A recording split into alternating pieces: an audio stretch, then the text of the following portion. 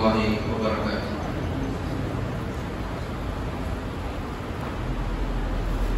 إن الحمد لله نحمده ونستعينه ونستغفره ونستهديه ونعوذ بالله من شرور أنفسنا ومن سيئات أعمالنا. من يهد الله فلا مضل له ومن يضلل فلا هادي له. وأشهد أن لا إله إلا الله وحده لا شريك له وأشهد أن محمدا عبده ورسوله أرسله بالهدى ودين الحق ليظهره على الدين كله ولو كره المشركون. أما بعد، فإن أصدق الحديث كتاب الله وخير الهدي هدي محمد صلى الله عليه وسلم وشر الأمور محدثاتها وكل محدثة بدعة وكل بدعة ضلالة وكل ضلالة في النار. أعاذنا الله من حرها.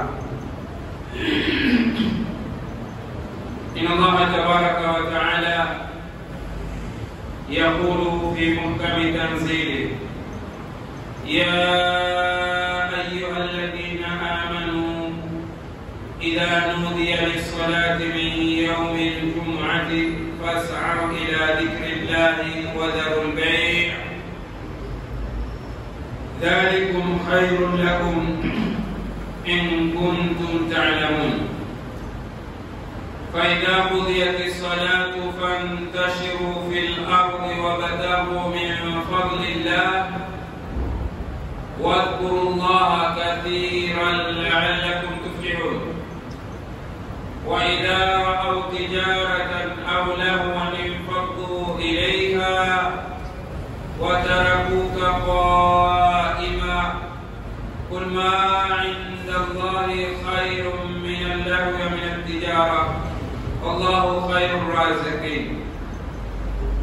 Baada ya kushukuru Mwenyezi Mungu Subhanahu wa Ta'ala na kumtakia rehema Mtume Muhammad sallallahu alayhi wasallam, tukiwa bado tunashikana na aya ya Mwenyezi Mungu inayosema ya ayyuhalladhina amanu, enyi ambao mmeamini, idha nudiya lis-salati, pindi ikinadiwa sala, min yaumil jum'ati, kwa siku ya Ijumaa, fas'au ila dhikrillah, basi kimbilieni, fanyeni haraka kwenda katika utaji wa Mwenyezi Mungu.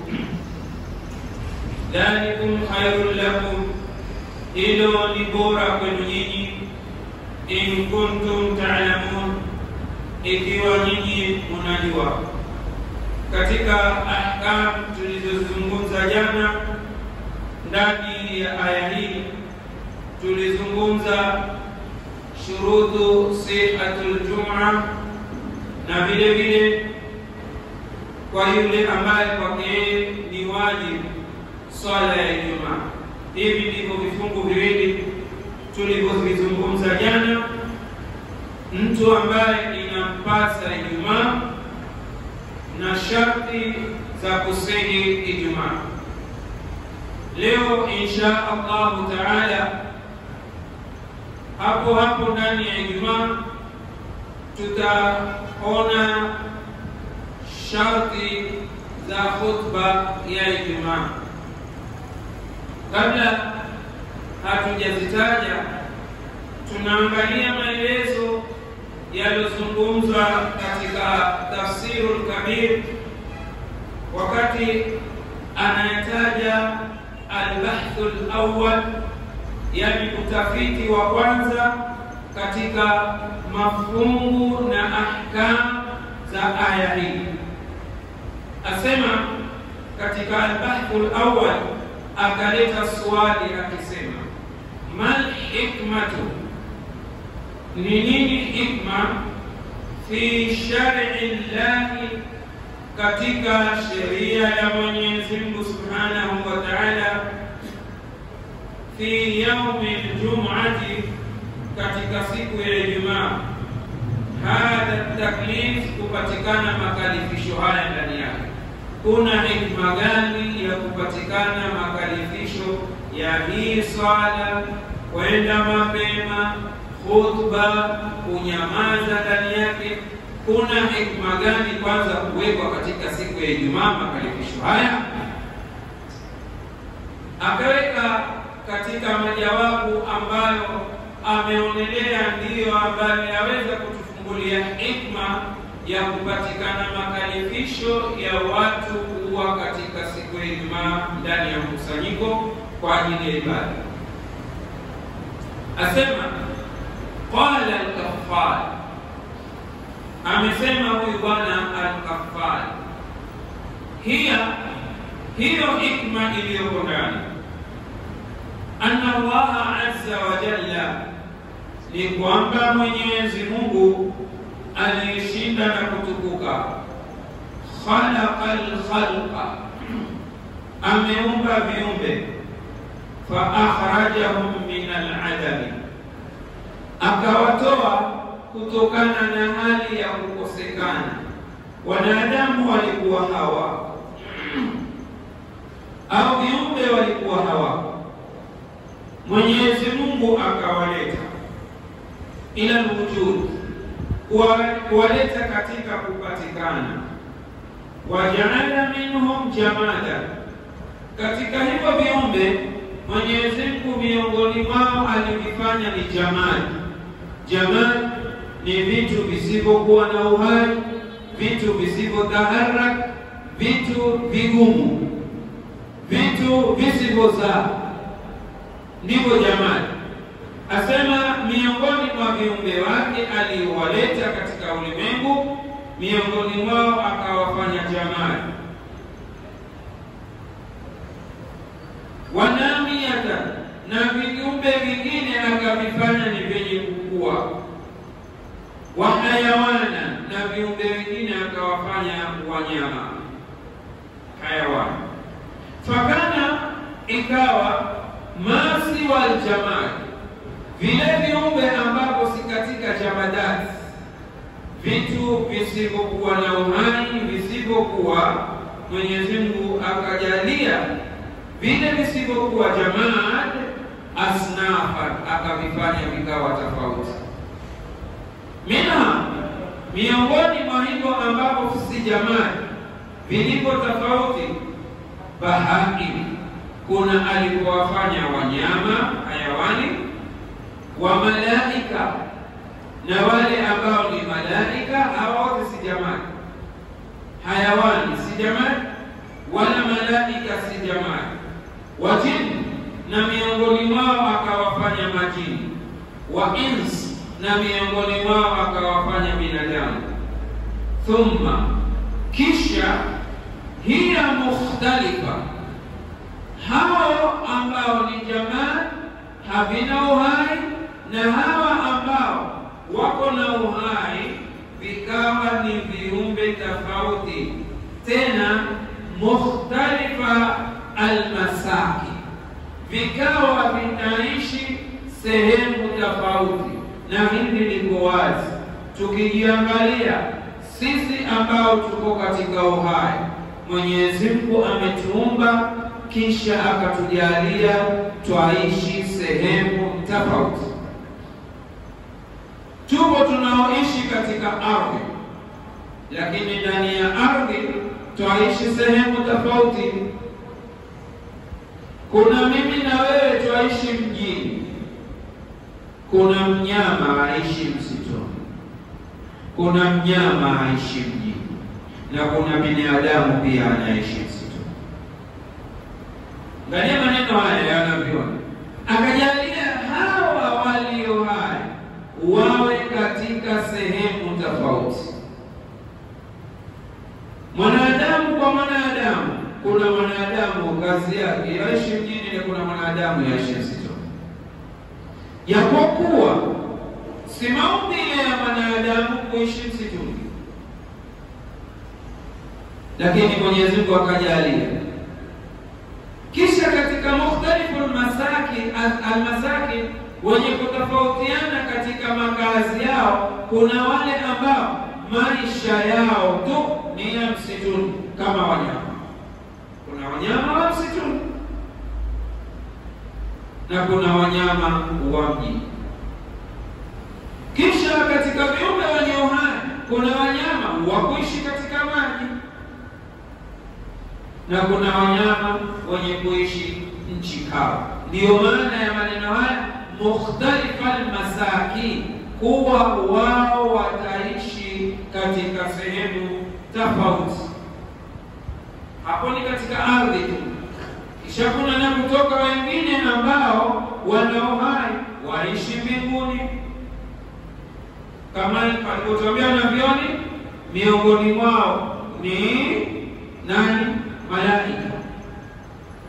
Kisha kuna na majini ambao makazi yao ni katika ardhi na makazi yao makubwa ni baharini. Aendelea kuzitaja hikma alipokuwa amewajalia hao viumbe waishi maskani tofauti. Miongoni mwao akawajalia wakawa ni wa hali ya juu na wengine wakawa ni wa hali ya chini, na wengine wakawa wataishi sehemu za juu na wengine wakawa wataishi sehemu za chini. Fakana ashraful alam, ikawa katika viumbe watukufu mno, asufli, wanaoishi chini, humunnas, ni watu. Katika viumbe wanaoishi chini watukufu ni watu, yani binadamu, liajibi tarakibihim, kwa maajabu ya maumbile yao aliyowaumba Mwenyezi Mungu Subhanahu wa Ta'ala. Hasemi kwa kuwa ni kichwa chake tu huyo anayezungumza, asema kwa kuwa ndiyo mafhumu ya Qur'ani takatifu ya kuwa mwanadamu ndiye kiumbe aliyefadhilisha zaidi, kama alivyozungumza mwenyewe Mwenyezi Mungu Subhanahu wa Ta'ala wakati aliposema walaqad karramna bani adama, na hakika tumemkirimu mwanadamu, wahamalna, na tukambeba huyo mwanadamu, fil barri wal bahri, nchi kavu na baharini, warazaqnahu min at-tayyibat, na tukamruzuku vilivyo vizuri. Haya ni Mwenyezi Mungu ndiye anayeyazungumza kuonyesha haya maneno aliyoyataja huyu mwanachuoni, kwamba miongoni mwa viumbe kati ya wale wanaoishi katika ardhi aliowafanya bora kuwa ni binadamu kwa maumbile yake ya maajabu. Kisha Mwenyezi Mungu Subhanahu wa Ta'ala, falamma karamahu, Mwenyezi Mungu alipomtukuza, bihi, kwa hilo akamtukuza zaidi, minan nutqi, kuwa yeye ni katika wale ambao ni hayawani natiq, kiumbe kinachozungumza. Ni fadhila kubwa. Tafdhilullah, kumfadhilisha Mwenyezi Mungu huyu mwanadamu kati ya viumbe wanaoishi ardhini. Warakaba fihim, Mwenyezi Mungu Subhanahu wa Ta'ala, baada ya kuwafanya wanadamu ndio watukufu katika viumbe walio ardhini kwa kuwapa akili, baada ya kwa kuwawezesha kuzungumza, baada ya kuwawezesha kuzungumza, warakaba fihimul aqla, na akawaweka akili. Fadhila nyingine akampa na akili mwanadamu. Wataba, akampa na tabia, alati, kwa tabia hiyo, biha ghayatun at-ta'abbud, Kwa akili alionayo na tabia alionayo mwanadamu, anafikia upeo wa kuwa mja anayemtumikia Mwenyezi Mungu. Alipopata akili, alipoweza kuzungumza, akapewa na tabia. Tabia kitu muhimu, tusifanye mchezo. Angalia hata tangazo la Mtume, atangaza kuonyesha ya kuwa kitu muhimu alichotumwa nacho, kuja nacho katika ardhi, kuwaletea viumbe aliyotumwa kwao, ni tabia. Wakati aliposema innama umirtu, hakika si jengine, mimi bu'ithtu, nimetumwa liutammima makarima al-akhlaq, kuja kutimiza tabia njema. Kwa hivyo nimetumwa mimi, sina jengine nililotumiwa isipokuwa ni kuja kukamilisha tabia njema.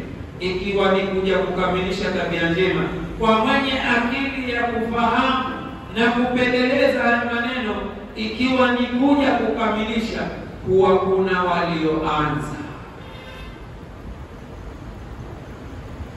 Wewe umekuja kukamilisha tabia njema, lazima ujiulize, imekuja kukamilishwa, lazima ilianza. Kama Mwenyezi Mungu anaposema katika suratul Baqara, wa idh yarfa'u Ibrahimul qawa'ida min al-bayt wa Ismail. Kumbuka Ibrahim alipoinua msingi wa nyumba ile al-Kaaba, na Ismail, kuonyesha kwamba foundation ilikuweko, Ibrahim akaiendeleza. Ibrahim siye alianzisha msingi. Elewe maneno ya Mwenyezi Mungu. Mwenyezi Mungu asema idh yarfa'u Ibrahimul qawa'ida min al-bayt. Kumbuka alipoinua ule msingi kwamba ulikuweko, yeye akauinua, kuna walioanzisha. Na ukisoma tarehe ya kujengwa Al-Kaaba, utakuta waambiwa waliojenga ni malaika, wakaanza. Ibrahim akija akakuta msingi, akauendeleza. Sasa na hapa Mtume Muhammad anasema, hakika si jengine, mimi sikutumwa isipokuwa kuja kutimiza. Kinachotimizwa huwa kilikuwa kimefanyaje? Kimeanza. Kwa hivyo ni kuwa mitume wote walokuja walikuwa wanang'ang'ana kuijenga tabia njema. Mtume Muhammad sallallahu alaihi wasallam pale alipoachia mitume wengine, yeye akakamilisha. Na ni haya tunayoyaona sasa. Mwenyezi Mungu alipowapa tabia hawa wanadamu, wakawa wamefikia upeo wa kuwawaja wa Mwenyezi Mungu wenye kumtumikia bishara'i, kisheria. Ikiwa huna tabia, huwezi tekeleza sheria. Walam mawdhi adhim, Mwenyezi Mungu Subhanahu wa Ta'ala hakuficha mahali ambapo ni patukufu amewapa wao. Haya maudhi adhimi, mahali ambapo ni patukufu alminna, pakuwasimulia waja wake. Mwenyezi Mungu hakuficha kuonyesha utukufu wake aliyowafanyia, na wao kuwasimulia kwamba amewafadhilisha. Wajalali, na utukufu wake Mwenyezi Mungu akaonyesha kwa wao viumbe. Walqadar, na cheo chake. Almuhiba, ambacho kimewakuja kuwapa wao. Lahum fa amarahum bishukri, Mwenyezi Mungu baada ya kuwapa akili, akuwapa ulimi kuweza kuzungumza, akawafunza tabia njema, akawapa na mazuri, kisha akawaamrisha kushukuru. Alipoamrisha kushukuru, ala hadhihi alkarama, kwa utukufu huu Mwenyezi Mungu aliyowapa, fil ayami, katika siku as-sab'a, akawataka washukuru katika siku 7 iwepo siku ya kumshukuru yeye. Wasema wanavyoona alladhi fiha, siku 7 hizo ambayo natakikana siku moja iwe ni shukurani wao kuitoa kwa Mwenyezi Mungu Subhanahu wa Ta'ala. Fiha, siku hiyo ansha'atil khalaiq, ni siku ambayo alikamilisha kuumba viumbe wake. Watamma wujudaha, na akatimiza kupatikana kwake hao viumbe. Liyakuna ijtimaahum, iwe kule kukusanyika kwao. Liyakuna ijtimaahum, iwe kukusanyika kwao. Fi dhalika al-yawm, katika siku hiyo. Tambih ala adhim, ni kuzindusha juu ya ukubwa. Ma ambao Mwenyezi Mungu Subhanahu wa Ta'ala an'ama, ameneemesha. Ta'ala bihi alayhim, Mwenyezi Mungu alitukuka juu yao. Walikulli, na kila mmoja. Min ahli milla, katika watu wa milla, yani millatu Musa, millatu Isa, kila walokuja na milla yao. Minal milal, miongoni mwa milla iliyotangulia. Maarufa, milla iliyokuwa ni maarufu. Millatu Ibrahim, millatu Musa, millatu Isa alayhi salam.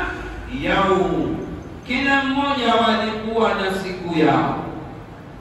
Na katika mila maarufu ni mila ya Musa na mila ya Isa alayhi salam. Ikiwa ni mila ya Musa na mila ya Isa maarufu kwetu, kisha sisi na mila yetu ya ummatu Muhammad sallallahu alaihi wasallam. Mila ya ummatu Musa, mila ya ummatu Isa alayhi salam, minha, miongoni mwao muadhamun, wana siku pia nao wanaitukuza. Falyahud, mila ya Wayahudi ambao wafuasi wa Musa, lahumus sabt, wao wana siku ya Jumamosi. Walinasara, na wanasara yaumul ahad, na wao wana siku ya Jumapili. Walilmuslimina, na Waislamu yaumul jumaa, wana siku ya Ijumaa. Falhadithu, basi hadithi inaeleza, qala Rasulullah sallallahu alayhi wasallam, hadithi ambayo inatubainishia mila, asema kwamba amesema Mtume wa Mwenyezi Mungu, rehema na amani zimshukie, yaumul jumaa, siku ya Ijumaa. Hadha al-yawm, hii siku, ikhtalafu fihi, walitafautiana ndani yake watu walotangulia, walitafautiana wasiipate. Sisi tukaipata Ijumaa. Falyahudi, basi Wayahudi baada ya wao ni kesho. Yani sisi tulipata Ijumaa, yani tunasema kama leo hivi sisi ni siku ya Ijumaa, aizungumza sisi ni siku ya Ijumaa. Falyahudu, basi Mayahudi baada yao ni kesho Jumamosi. Wanasara, na wanasara baada, hadi ni baada ya kesho Jumapili. Yani walitofautiana kuitafuta siku tukufu, hawakuipata. Sisi tukaafikiwa tukaipata siku ya Ijumaa. Wayahudi yao ni kesho na wanasara ni kesho kutwa. Walamma ju'ila yaumul jumu'ah, ilipojaliwa siku ya Ijumaa, yaumu shukri, kuwa ni siku ya kutoa shukrani. Wa idharu surur, na siku ya kudhihirisha furaha. Wa ta'dhimu neema, na kuipandisha na kuitukuza neema. Wa ta'dhimu neemati, na kuitukuza neema. Uhtija, kulihitajiwa fihi, ndani yake siku hiyo, ila ijtimai, watu kukusanyika. Hii ndio hikma.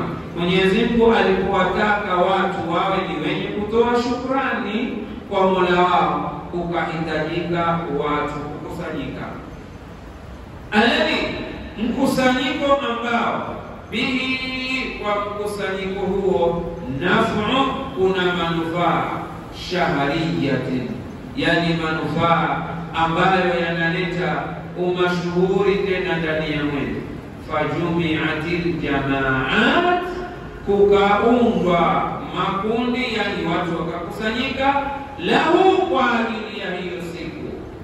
Kasema kasana, kama watu wanavyokusanyika katika mwaka, fil a'yadi, katika Eid. Ikiwa katika mwaka watu wana siku wanakusanyika kwa sababu ya Eid, wahtija fihi, kukahitajika vile vile ndani hiyo ya Eid, al-khutbata, khutba, al-khutbatu, khutba. Ikiwa mkusanyiko wa mwaka kukahitajika khutba, na mkusanyiko wa wiki kukahitajika nini? Khutba. Tadhkira, ili kukumbusha, bin ni'mati, hiyo neema, wahtija fihi, kukahitajika ndani yake, baada ya kwamba ni kukumbushana neema, wa hathan ala istidamiha au istidamatiha, na kusisitiza kule kudumu hilo jambo, isiwe ni mara moja, wa iqamati, na kusimamisha, ma yaudu, ile ambalo litaregesha, bialai shukri, kwa neema nyingi za kushukuru. Sasa tunapokusanyika siku ya Ijumaa ni kutoa shukurani kwa Mola na kukumbuka neema za wiki nzima ambazo Mwenyezi Mungu Subhanahu wa Ta'ala ameweka. Man muradu bi dhikrillah, basi ni nini kusudia dhikrillah?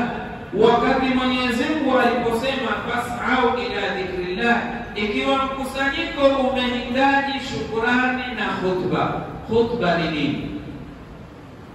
Khutba ni mawaidha, kana kwamba Mwenyezi Mungu Subhanahu wa Ta'ala ameutaka huu umma uwe ni ummatu ilm, umma wa elimu, kwa sababu aya yake ya kwanza huu umma ni umma wa iqra, soma.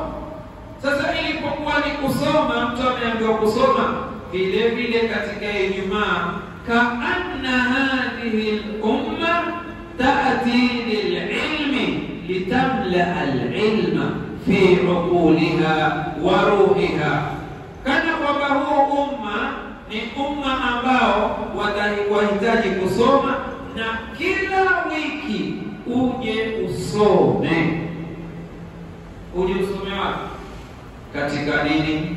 Khutba ya Ijumaa.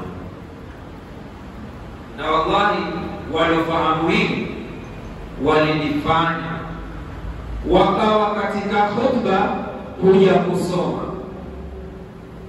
Mmoja katika wanawake wa kisahaba asema, mimi sikuichukua Suratul Kahf nikaihifadhi, isipokuwa nimeichukua kwa Mtume alikuwa akiisoma kila siku ya Ijumaa.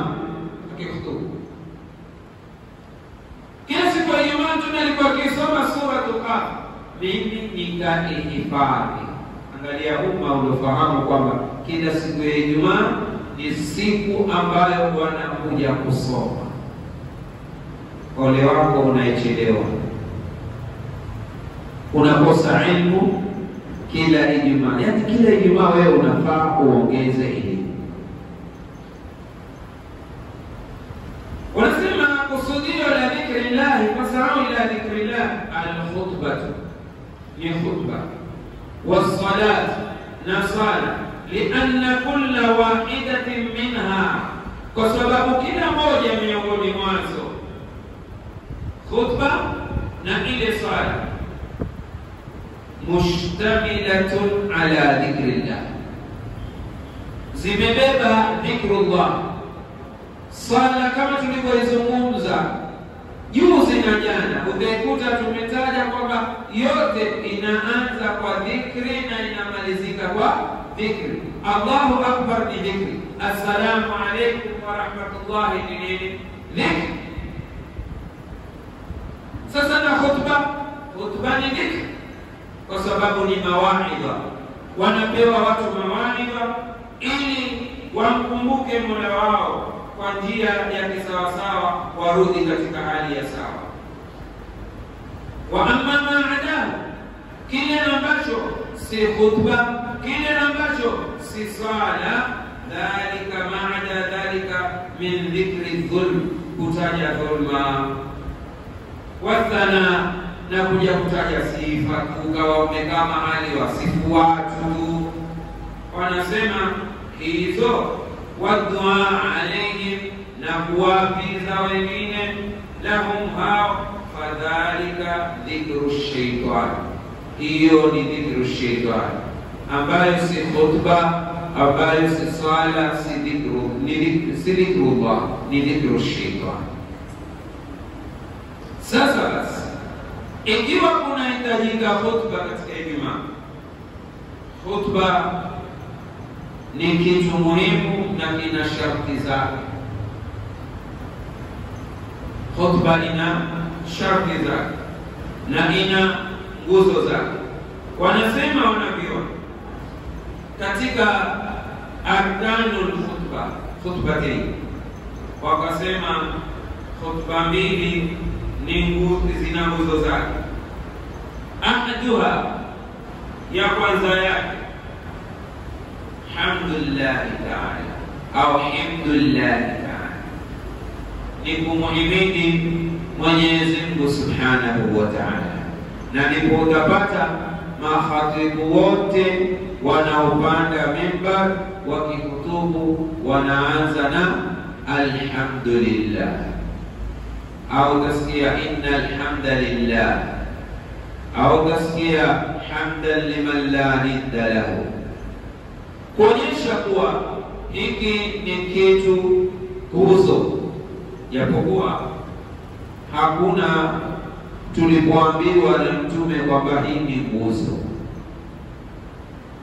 Tuyaelewe haya, hatukuambiwa kuwa hii ni nguzo, lakini kuona kwao wanaviona na kupeleleza kwao wanaviona, anna rasula dawama alayhi, kwamba Mtume alidumu nalo, akawa analifanya hili kila akitoa khutba. Wanavyoni wakatutajia la kwanza ni hamd, kumuhimidi Mwenyezi Mungu. Hata ukirudia katika Sharh al-Umda juzuu ya kwanza ukurasa wa 397 pia utayakuta maelezo haya. Haya tunayozungumza yako katika kitabu I'anatu al-Mubtadi'ina, lakini katika vitabu vingine kama Umdatu al-Sharh, nayo hiki kinasema kuwa vile vile himdi ni nguzo ya kwanza. Vile vile as-salatu ala nabi, kumsalia Mtume, wakataja hii kuwa pia ni katika nguzo. Lakini masala haya mahali pengine utakwenda kupata, je, Mtume alikuwa akijiswalia? Hili lilikuwa hakuna, kwa sababu yeye ndiye akafanyaje kuswaliwa Mtume Muhammad sallallahu alaihi wasallam. Kwa hivyo lipatikane katika khutba, ndio pale utakuta wassalatu wassalam ala sayyidina Muhammad, au kwa njia nyingine yote as-salatu ala nabi iliyosihi ipatikane katika khutba. Tatu, wakasema walwasiyatu bittaqwa, na wasia kumcha Mwenyezi Mungu. Yule mwenye kuhutubu awe atawahusia wale waja kumcha Mwenyezi Mungu. Na haya ndiyo malengo, watu wamekusanyika pale msikitini kuja kufanya nini? Kuja kumwabudu Mwenyezi Mungu. Na Mwenyezi Mungu haabudiwi isipokuwa kwa takwa, wale wamchao ndio wanaomwabudu Mola. Kwa hivyo utoe wasia wa kumcha Mwenyezi Mungu subhanahu ambao utawafaa waumini, kwa sababu waumini au waja ni viumbe ambao kawaida hughafilika kila saa. Kwa hivyo wapewe wasia ya kumcha Mwenyezi Mungu Subhanahu wa Ta'ala katika hizo hutuba mbili. Vile vile jambo la 4, qiraatu aya, kuisoma aya ambayo itakuwa ameisoma kwa kufahamu fi ihdahuma, katika mojawapo ya hizo khutba, wa fi ula afdal, na hiyo aya kuisoma katika khutba ya kwanza ni ubora zaidi. Kisha wadua lilmu'minina, na dua kwa waumini, wawe ni wenye kuombewa dua hao waumini wenye kusali au waliokuja kusikiliza hiyo khutba. Hizi ni katika walizozitaja wanavyoni kuwa ndizo rukni za khutba. Ikiwa khatibu atayatimiza haya, khutba yake itakuwa ni khutba iliyokuwa sawa. Lakini yeye huyu mwenye kuhutubu au hiyo khutba yenyewe, baada ya kuwa na nguzo, wanavyoni wakaona pana na masharti, na siku zote masharti au neno sharti ni kitu ambacho ukifanya kitu kutokufaa kwake, yani kupatikana kwake hiyo sharti ndiyo kupatikana hilo jambo, na kukosekana kwake sharti ndiyo kukosekana jambo. Tukua mfano wa sharti. Sharti, tukisema sharti za sala ni utohara. Ukipatikana utohara, basi huwa sala inafanyaje? Inaweza kupatikana. Si sharti kuswali pale, kwa sababu kuna sharti nyingine hazijatimia, kama mfano wa wakati na mengineyo. Lakini ukishakuwa na tohara, waweza kufanyaje? Kuswali. Lakini leo ingelikuwa time imefika, utohara huna, uwezi kuswali. Kwa hivyo utohara ni sharti ya swala. Na katika khutba basi wakaonelea masharti, miongoni mwao walioyataja wanavyoni. Kuna masharti ambayo yamekubalika, kuna mengine ni mivutano, wamekhtalifiana wanavyoni. Wata tuyataje au tuzitaje zote kwa jumla, zilizokubalika na zilizotofautiana. Miongoni mwa sharti walizozitaja, uqunuha fi waqti dhuhur, khutba yenyewe itokee wakati wa adhuhur. Hapa wameafikiana wengi, jumuiko la wanavyoni wameafikiana, lakini kwa madhhabu ya Hanbali kuna tofauti, kwa sababu wao wameiona swala hii ni salatun khasun, na siku ya Ijumaa inaanza wakati wa siku wa swala ya Eid. Kwa hivyo kwa wao khutba yaweza kuanza mapema sana, saa 3 khutba ya Ijumaa yaendelea. Hili utalikuta kidogo hapa litaleta nini? Mvutano. Lakini kwa nguvu zaidi, uqunuha fi waqti adhuhur, kutokea kwake khutba ipatikane wakati wa adhuhuri. Nimewambia kitabu kuna nyingine zimekubalika, kuna nyingine zina mivutano, na hii moja kwa moja kwa upande wa Ahmad niliona kwamba ina mvuto, inavutia kando, lakini kauli ya wengi ni huku kutokea kwake wakati wa Ijumaa, wakati wa adhuhuri. Pili, walqiyam, na kusimama, liman qadara alayhi, yule khatibu asimame ikiwa ana uwezo, liman qadara alayhi. Kwa nini? Kwa sababu Mtume mwenyewe sallallahu alayhi wasallam khataba qa'iman, alihutubu kwa kusimama. Jingine kaunuhuma, kuwa zote mbili bila Arabia. Hii ndio yenye mkutano mkubwa. Hawa wamesema iwe kwa lugha ya Kiarabu.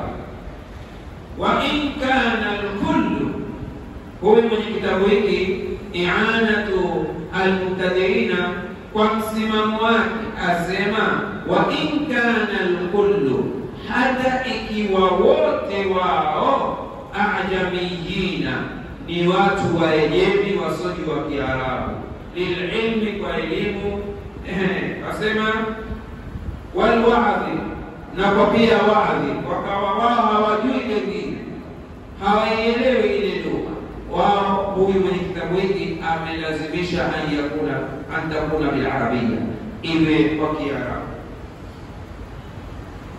Tutairudia hii baadaye, hata tuzitaje tuzimalize. Waljulusu bainahuma, na kukaa baina ya hizo mbili, bikadri, kwa kadri atumanina, ya utulivu, fi salati, katika sala. Vile vile walmualatu bainahuma, ziwe zitafuatana hizo khutba mbili, wa baina arkanihima, na vile vile baina ya nguzo zake, vile vile wasalat, na sala. Wala yadhurru tulu alfasl, asema pamoja na kwamba zitafuatana, lakini swala pia ifuate baadaye, usiwe na gapu ndefu mno. Kisha akasema wala yadhuru, wala haitudhuru tulul fasli, kupatikana tafsiri ndefu, yani mfano hutuba imemalizika ukachelewa kidogo kuswaliwa, sema haidhuru, lakini kinachotakikana zifuatane, hutuba mbili zifuatane na swala ifuate baadaye.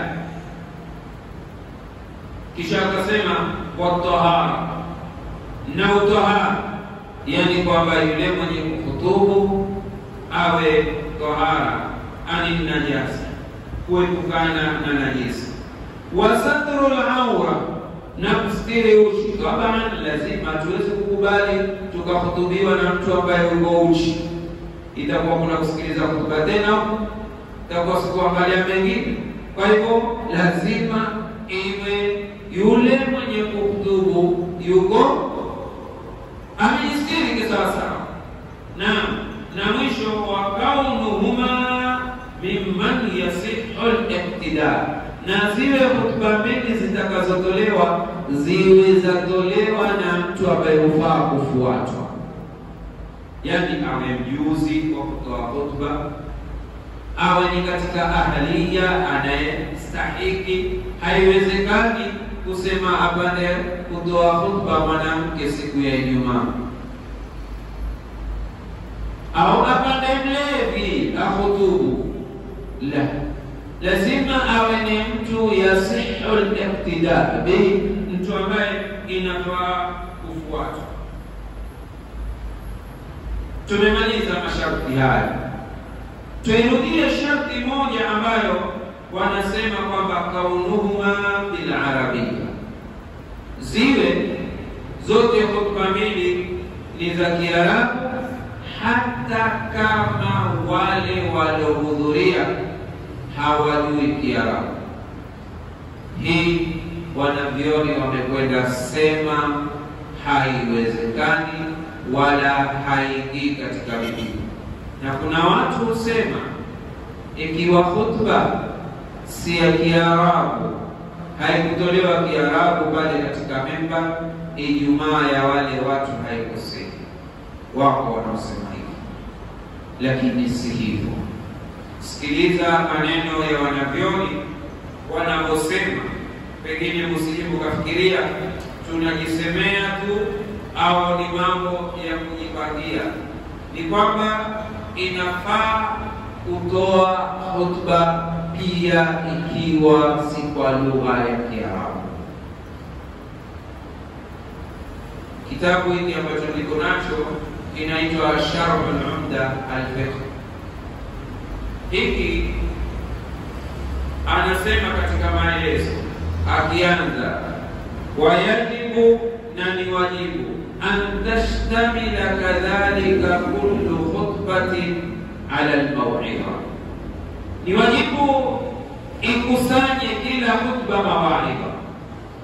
Lihadithi Jabir, kwa hadithi ya Jabir radhiyallahu anhu, Jabir bin Samra iliyotangulia huko nyuma, kwamba Mtume sallallahu alaihi wasallam ameeleza kuwa hutuba ziwe zenye kutoa mawaidha, na kwamba Mtume alitoa khutba akihusia wale masahaba wake.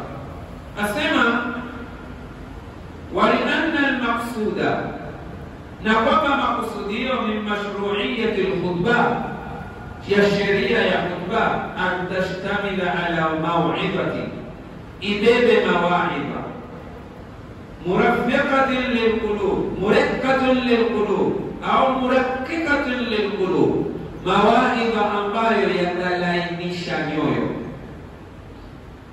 wa mufidatin lilhadhirina, na yenye kufaidisha waliohudhuria. Sasa umekwenda wewe kusikiliza khutba ya Kiarabu, nyinyi mko yote hamjui Kiarabu, mtafaidika nini? Hapo wanavyoni yasema iwe ni yenye kuwafaidisha wenye kusikia. Nyote hamukielewi Kiarabu, umefaidika nini? Hamwezi kufaidika.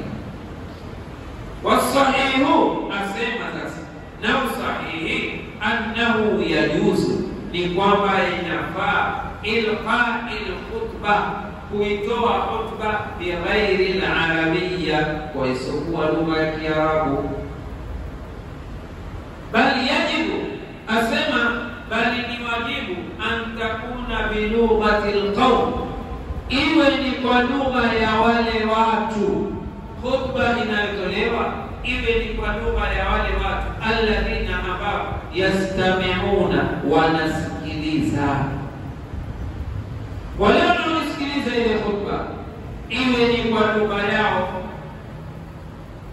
yastami'una ilayhi, wanasikiliza hiyo khutba. Lianna almaqsuda, kwa sababu maqsudio min alkhutbati, ya khutba, wa'adun nas, ni kuwaidisha watu, wa tadhkirihim, na kuwakumbusha wao, wa ifadatihim, na kuwafaidisha wao, fi umuri, katika mambo ambayo ni yao wao. Wala yakunu dhalika illa idha kanat bilughatihim, fi umuri dinihim, katika mambo ya dini yao wafaidike. Wala hilo la faida haliwezi kuwa isipokuwa idha kanat bilughatihim, ikiwa ni kwa lugha yao. Kwa hivyo hapa wametaja wazi ya kwamba hilo ni jambo lisilokuwa na wasiwasi, ikiwa walioko pale lugha yao kwa wingi wanaoifahamu ni lugha isiyokuwa ya Kiarabu, basi wafaa wazungumziwe kwa lugha yao khutba, ili waelewe, ili wapate mawaidha ambayo yako wazi, waweze kufaidika na dini yao na kutekeleza dini yao kwa sawa sawa. Nasema kwenye sharhi hapa, sema waqala al-akharuna la yushtaratu an yuktaba, haishurutizi kuhutubiwa bil arabiyya, kwa lugha ya Kiarabu, bal an yaktuba bi lughati al-qawm, bali khatibu akhtubu kwa lugha ya wale watu pale, alladhina, ambao yaktubu fihim, yeye anawakutubia. Wa hadha huwa sahih, na hii ni kauli sahih, liqaulihi ta'ala, kwa neno lake Mwenyezi Mungu aliyetukuka, wama arsalna, wala sisi hatukutuma, min rasulin, mtume, illa bilisani qaumihi, isipokuwa kwa lugha ya watu wake, liyubayyina lahum, ili awabainie. Kwa hivyo anapotoa khutba mtu huwatolea khutba kuwabainia. Ikiwa watatolewa khutba kwa lugha isiyokuwa yao, isiyokuwa imefahamika wao, wataweza kubainikiwa. Bila shaka aya hii imetoa nafasi kutoa khutba kwa lugha isiyokuwa ya Kiarabu. Kwa hivyo sharti ile iliyowekwa ni sharti iliyopata upinzani, haiwezi kusimama kuwa ndiyo sharti ya moja kwa moja. Hapa ndipo tutakapokomea. Tumuombe Mwenyezi Mungu Subhanahu wa Ta'ala atufahamishe sheria zetu na tuweze kuzitekeleza ipasavyo, ikiwa kuna swali.